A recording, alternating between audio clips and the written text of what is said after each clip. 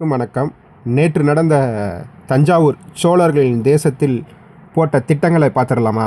500 ration கார்டுகளுக்கு ஒரு ration கடை என்று வரையறை நிர்ணயிக்கப்படும். கிராமங்களுக்கு இடையாளர்கள் நியமிக்கப்படுவார்கள்.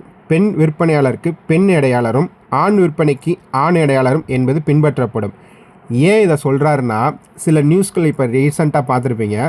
ரேஷன் கடையில் வரிசையில் போகிறப்ப கூட அந்த பெண்களுக்கு மீது கை வச்சு சின்ன சின்ன பிரச்சனைகள்லாம் வருது. இது ஆண் வரிசை பெண் வரிசைன்னு தனித்தனியாக பிரித்து அவங்களுக்கு தனிக்கடை இவங்களுக்கு தனிக்கடைன்னு வச்சா உண்மையிலே ரொம்ப அருமையாக இருக்கும். மிக அருமையான திட்டம் நான் சொல்லுவேன். ஏன்னா ரேஷன் கடையில் தான் மக்கள் வெயிலில் நின்று வரிசையில் நின்று அவ்வளோ தூரம் நின்று வாங்கிட்டு போகிறாங்க.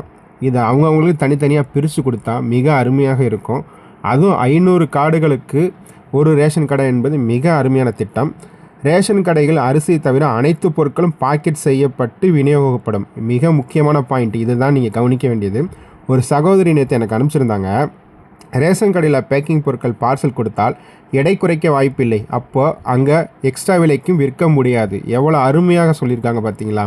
இது மக்களுடைய கஷ்டங்களை புரிஞ்சுக்கிட்ட ஒரு உண்மையான ஒரு கட்சிங்க. தயவு செய்து விட்டுறாதீங்க. நல்ல ஆட்சி வரட்டும், மக்கள் ஆதரவு கொடுங்க. அடுத்தடுத்த திட்டங்கள் நான் விரைவில் சொல்கிறேன்.